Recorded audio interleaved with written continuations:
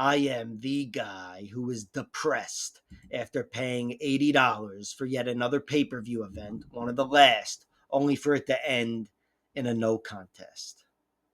Shout out to Final Conflict 2004.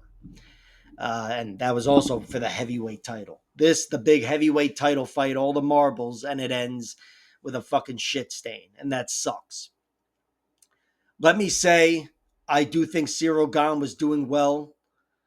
Not to get all sour grapes jerk off on you. I don't want to be here like, I'm telling you, Ciryl Gane was a lock. He was going to win that fight. Did you see how good he looked? Even though that's exactly what I was just saying to a friend of mine, verbatim. But I do think for 4 minutes and 30 seconds, Ciryl Gane was getting the better of Tom Aspinall in a 10-9 kind of way. Tom Aspinall, he's a guy who hasn't been there too many times, but he's been there at least on one occasion with Andrei Arlovsky. But I think here he was in a spot he was not totally accustomed to, and he had already gotten out of that window where he was the lock. He was the man within 4 minutes pretty much. And after that, it's all a big question mark. So I think Ciryl Gane was in a great spot, to be honest. After fighting 4.5 minutes, I thought he was on his way to outlanding Aspinall in round one. Of course, he bloodied him up and out-jousted him in general. And I think Ciryl Gane had all the upside down the stretch, which again includes like the 6-minute mark, but certainly the 25th minute mark. And Tom Aspinall, I can't say anything against him. He was poked in the eye. I always say you got to give slack to fighters when they're fouled. Someone gets hit in the balls. I've been hit in the balls with a Frisbee once, and I went down for like fucking 10 minutes. I've been kicked in the balls, and I haven't gone down for 10 minutes. But shit can go wrong, and certainly with eye pokes, we saw the replay. He was poked in the eye, and I just say, fuck it. I don't care. You can look and see a faker. You can see a guy whose back is against the wall for the first time, perhaps, in a fight, and he's got the serious challenge, and you can see doubt in him when you watch him say he can't see. But I can't fucking give him shit for that. I got to give him the benefit of the doubt. If it happens next fight, it'll be like, there's like a little Josh Koscheck thing going on. And then whatever, reputations will develop. But here we saw the eyes go into his fucking head, and you got to give him a little bit of slack. Having said that, Ciryl Gane was totally going to win that fucking fight. All right, I can't contain myself. I try to be gracious. Ciryl Gane was going to win that fucking fight. All right? He had all the upside going past 4 minutes. He was an athletic problem, too difficult to corral, even though Tom Aspinall did get a body lock on him once. But speaking of which, Ciryl Gane was too physical to bulldoze. And I thought Ciryl Gane was proving to be a very difficult test for Tom Aspinall. Tom Aspinall could have bowled him and choked him like he did to Arlovsky after a difficult round one. I do think Aspinall had all the upside on the ground, but I still think Ciryl Gane was taking him into deep waters, deeper and deeper waters. And I think he was the man who's been there and done that in victory and defeat. And I think he was going to win that fight. My point is, I should have a sip of water. Sour grapes. I think I missed the boat. I got my return. I got my money back on Ciryl Gane because of the no contest. But I envision them being at even odds in a rematch. Maybe Gane even closing as a favorite if he's not 36 come fight night, which I don't know. He could be. But regardless, this was a big test for Tom Aspinall, and he did not fail it, but he did not pass it either. I hope to see them rematch very quickly, but I don't know. Tom Aspinall could have fucking lost an eye. I haven't followed up with anything yet. But overall, very interesting main event and an utter disappointment as far as old-time fights go. In the co-main event, Mackenzie Dern beat Virna Jandiroba. I thought this was a good decision. I actually thought Dern won 4 rounds. I thought she won every aspect of the fight aside from the wrestling, even though she landed a nice takedown herself. But in general, that's all she lost was the wrestling battle. on the ground, I feel like she still won the ground and pound battle, even from her back. And that's something that might be a theme here for this show because, again, with Volkov, we saw the same thing. Volkov versus Jailton Almeida, the fight being swayed from ground and pound from the bottom. And I think Mackenzie Dern, who mentioned that fight, by the way, she mentioned that in her post fight, so she was aware of it. She stayed active, and I think she outpointed Virna Jandiroba in every round but round two, I think. Round two or round three. But she stole one of them with upside down ground and pound. And Mackenzie on the feet, I thought was slightly better. Virna, I think, had better singular shots, but Mackenzie had the better jab, I guess. As far as those singular shots go, that was the best weapon of the fight. But Virna cracked it with a bunch of overhands. I thought it was really close, but Mackenzie, I think, put up better numbers. I don't even fucking know. Fuck the numbers anyway. But again, I scored the fight for Mackenzie Dern. She's the pretty girl. Her ass. Oh, Maron, her ass. Yeah, all that. But she's got a lot of grit. She's got championship heart. She's got cardio and all the rest of it. And here it all comes together. And you could argue even against a favorable opponent and favorable circumstances with the seas parting, fucking Wei Li Zhang leaving. But Mackenzie Dern makes it happen, and she's the fucking champion of the world. Awesome. And again, she's got a great ass, to quote Al Pacino.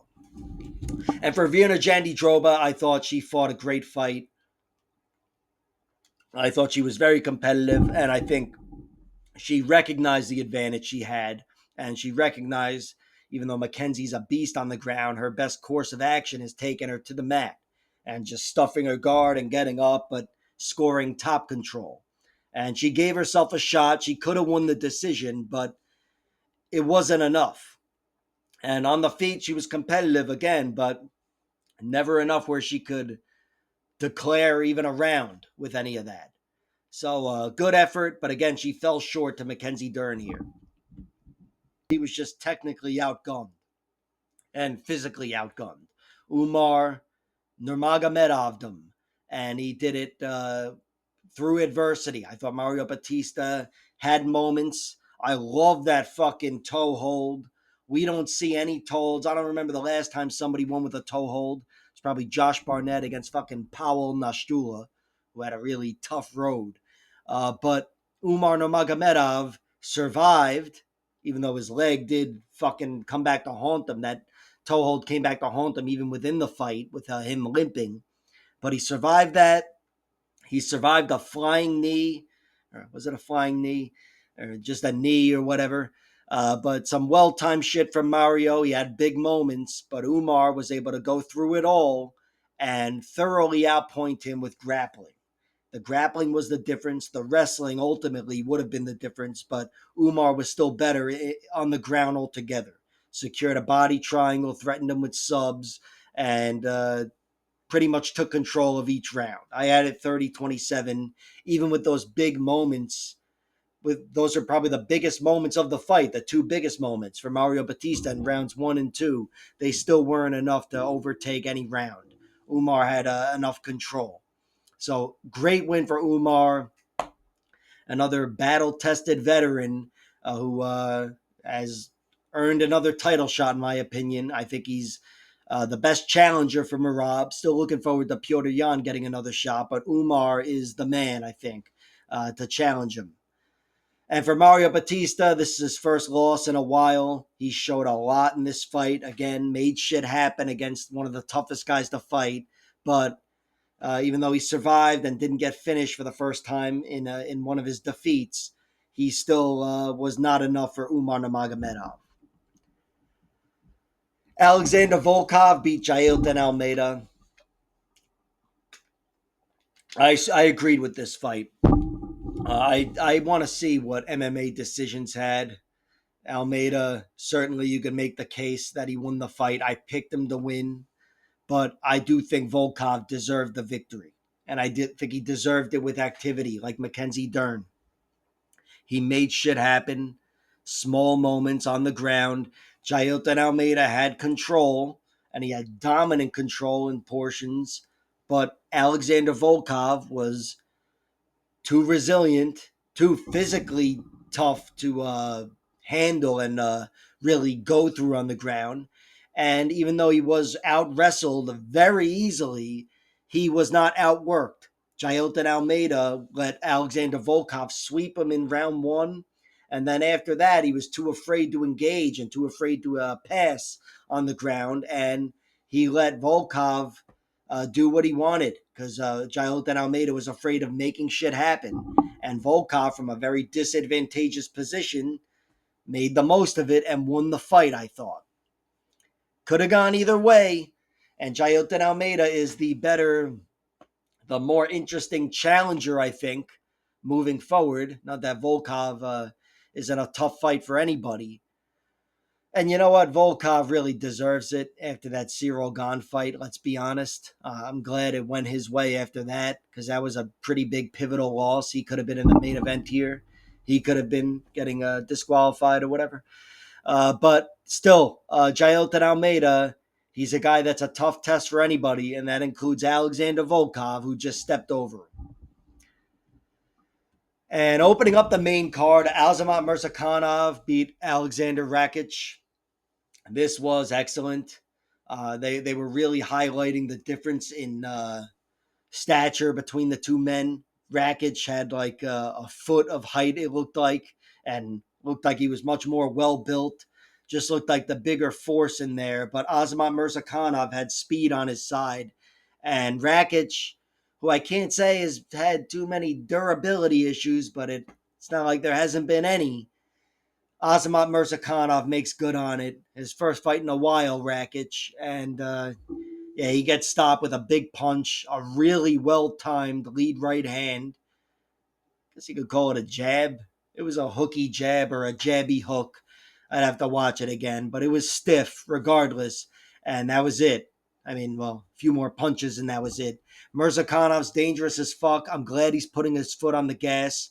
And yeah, this was a huge win. Talk about pivotal. Rakic is one of those guys, top whatever, top 10 for sure. And he's been hovering near top 5 and giving everybody a good battle. But Mirzakhanov leapfrogs him, and he does so in style. This guy, I hope he gets right back in there, and he has to, considering his age. Knocked out Nasrat Haqparast with a head kick. This was awesome. That head kick was just so fucking dangerous, had so much behind it.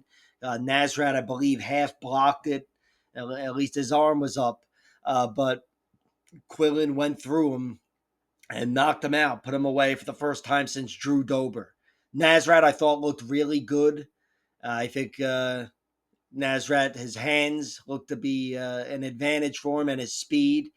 And I was hopeful he would look better down the stretch as well. But Quillen Salkild, who's mostly been effective as a wrestler so far in the UFC, here he shows us he's dangerous as all fuck and gets a highlight reel knockout. He's really exciting, this guy. Again, I have a lot of faith in his wrestling. And seeing this, it's just a great start for him to go 3-0 and to beat Nasrat like this.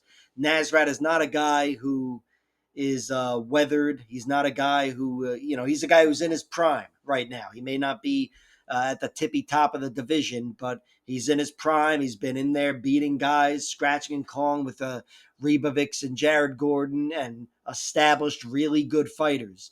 And Quillen Salkild shuts it all down in 2.5 minutes. Tough loss for Nasrat, really tough, especially for his chin. But Quillen Salkild, man, this was fucking awesome. He wants a top 15 guy. I don't know. I'm not the fucking matchmaker, but I say give it to him. And yeah, hope to see him back soon. Hopefully his fucking foot's feeling okay. Ikram Aliskerov beat Junyun Park by unanimous decision. I thought Ikram was the better fighter. I thought he was doing a little bit better on the feet generally. Junyun Park really started to battle his way in there, though. But as that started to happen, Ikram started to out-grapple Junyun Park with a little more ease. And I thought he definitely won the decision here and did so pretty comfortably on points. Can't say he was too comfortable in there because Junyoung Park was trying to take his head off. And he almost did, but he didn't. And I thought Ikram was just the better man on points. I think this was a really tough fight for Junyoung Park. He's a guy who, even though here I think he was probably looking to strike first and foremost, he is a guy that would probably like to out grapple you and go through you on the ground. And I don't think that was an option here. But he still showed every trait in the book trying to make it happen and gave a good fight. Ludovic Klein beat Mateusz Rąbeszki. Speaking of every trait in the book, Rąbeszki. I know this dude's like fucking 1-8 in the UFC. I still think he's an above average fighter in the UFC. And I think he's far and away the most exciting fighter, or one of the most, I should say, in the UFC. Every fight this guy has is a blood and guts war, and this one was no different. I mean, the first 2 rounds may not have been total blood and guts, but it was him getting his ass kicked. It was definitely blood, and Ludovic Klein had every big moment. I thought he rocked him with a bunch of sharp right hands, right hooks, lead right hooks, and Rąbeszki was visibly rocked. He was a step and a half behind for 2 rounds, but then in round 3, he bulldozed Ludovic Klein, who, fuck, I should have looked this up. He had some injury, he mentioned afterwards. I think it was a bad injury, maybe some broken shit, even though I don't think he knows that for sure. But whatever happened, he was not there in round 3, and Rąbeszki was. Rąbeszki may not have gone through him on the ground and really staked his claim as the 10-8 round 3 guy, but I do think it was a 10-8, mainly because Klein just had nothing. He had nothing. He was able to stop Rąbeszki from getting the crucifix for a while and hold him off here and there, but Rąbeszki did smash him a good amount, and he had dominant control. And in the end, of course, he did get the crucifix. So, in my opinion, this was a draw, but in my opinion, Ludovic Klein was the sharper man on the feet, and since he won the decision, I got to credit that for the victory. So yeah, tough win for Ludovic Klein. Again, I don't know exactly what he had going on injury-wise, but he fought through it and he got the result he wanted. So picture perfect for him, even though you have jerk-offs like me saying, I'm telling you, that was a draw. But for Rąbeszki, I have to say, again, this dude's one of my favorite fighters. He's not the best. I don't think he's going to win a title. I don't think he's going to fight for a title, but he should be kept around because he's fucking awesome. And same goes for Daniel Lacerda. You should probably bring him back too. Walter Walker beat Louis Sutherland with a heel hook. This dude is fucking amazing. Walter Walker, a guy that I dismissed as a sluggish heavyweight zombie when he first got into the UFC, even though I still think he's going to look like that the next time he loses. But he has shown a wrinkle that no other heavyweight has shown. I know there are plenty of heavyweight grapplers that can lace legs, but not like Walter Walker. You know, we all follow grappling. Well, I don't know if we all follow grappling. I don't even follow grappling, but I follow it enough to the extent that I know that the leg game has taken over grappling. And Walter Walker, he is going through guys. They may not be tippy-top guys, but 4 in a row by heel hook is no coincidence. This is astounding. It was astounding when it happened twice, 3 times. I got to get a thesaurus. But now it's just fucking super califragilistic, whatever the fuck. That's where we're at right now with Walter Walker. 1.5-minute heel hook over Louis Sutherland, who gave him a good overhand right, but that left him vulnerable for the takedown. And yeah, Walter Walker, man, I could talk about this guy for days, and I'm sure you're begging me not to. Let's move on. Nathaniel Wood beat Jose Delgado. I called it. I called it. I'm the man. All right. This was dicey. I thought Nathaniel Wood gave himself a shot. I knew after the bell rang that he had a shot at winning a decision, but I knew then that it would be bullshit. And when I heard all 3 judges, I said, there's no way. But there is a way. And MMA Al Dente found the way. and I won 17 fucking dollars, baby. Nah, but yeah, this was bullshit. Jose Delgado, I thought looked awesome. I thought he looked much more dangerous. Nathaniel Wood looked tough as fuck. And you know what? He did battle his way back into the striking, I thought, but also the grappling, even though it kind of went both ways, he was in the fight. He was very much in the fight, but certainly even he admitted that Jose got the better of him. And I think he said Jose Delgado is destined to be a champion, and he just might be. My estimation of Jose Delgado has gone up with this fight, but you'll hear me mention that he slowed down perhaps next time and blah, blah, blah. And veteran savvy with Nathaniel Wood and some other horse shit. I'll conjure something up. I got to justify the Wood pick. But yeah, Nathaniel Wood, for jerk offs like me, he came through in a big way, and I'm $17 richer. Hamdi Abdelwahab beat Chris Barnett by decision. I don't know how the fuck this went to decision. Some guys, like, John Anik was saying, some guys don't have a rear naked choke. Some guys just don't have that grappling. They're wrestlers, but not grapplers. Marab, who just got a nice fucking north-south choke. I don't want to shit on Marab, but he's the best rider, wrestler. Just repeat takedowns and control. And that's what Handy was doing to Barnett. Barnett is a bowling ball. He's not your typical fighter.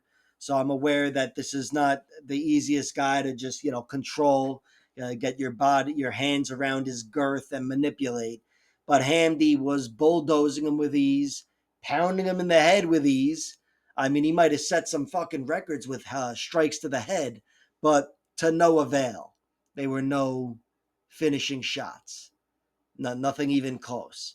And Chris Barnett was able to stand up to his danger, literally stand up, because Hamdi wasn't able to put him in danger where he could fear and actually, take one of his arms to block. And Chris Barnett just was able to prolong the fight. I don't know what the scorecards were. Might have been 30-27, but it might have been 30-24 for all I know. But I don't even know what my scorecards were, but it was I was done keeping score after a few minutes. I knew exactly what this fight was going to look like. Once I saw Chris Barnett get up a few times, I said, "Oh fuck, this is going to be it, isn't it?" And yeah, that was it.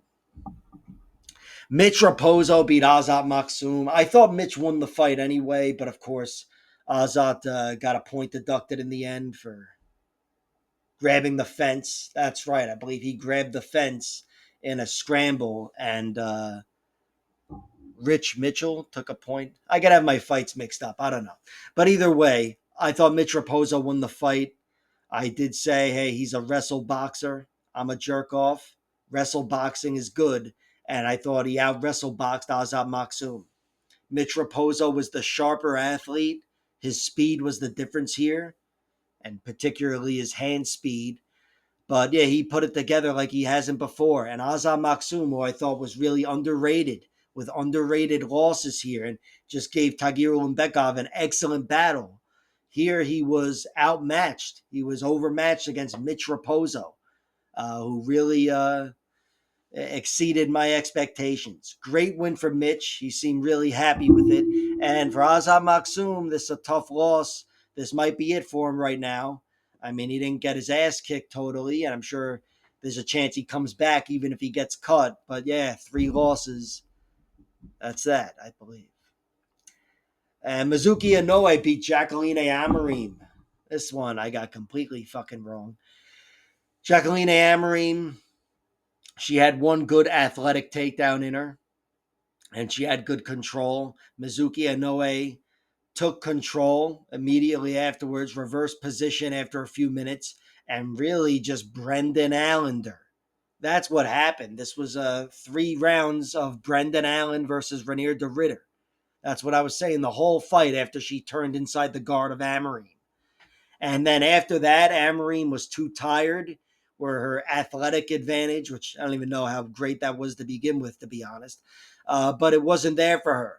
Even in the beginning of the fight, I thought Inoue was walking her down and taking it to her. But Amorim had a small window of success in round 1. I don't know. I think one judge gave her round 1, but that's the only round you could have given her. I gave it to Inoue anyway, but certainly rounds 2 and 3, Amarine was not the fighter she was in round 1. This was a next level type of opponent. We saw this with Sam Hughes, but Inoue, who is, I believe, higher positioned than Sam Hughes. It's tough to gauge where she's at, Mizuki, because she's too inactive. But here, the resume comes through, and she shuts down, neutralizes Jacqueline Amorim, who's still got a ton of upside. And with her finishes and the way she's looked in victory, I think she's still going to be around for a while, and this win will only get better with age. But it's still a great win. She came through as a huge underdog. Not for me. I'm a jerk off. But yeah, for Jacqueline Amorim, tough loss. She's got to get better at MMA, and she's got to get better at getting her ass kicked so she can be more comfortable in dealing with that for 15 minutes. So yeah, overall, this was a really disappointing event. Ciryl Gane and Tom Aspinall didn't get give us what we wanted, and I think they're probably going to have a rematch. And I envision some really close odds for that one. God damn it. Like, share, subscribe, all that horse shit. Check out my other videos.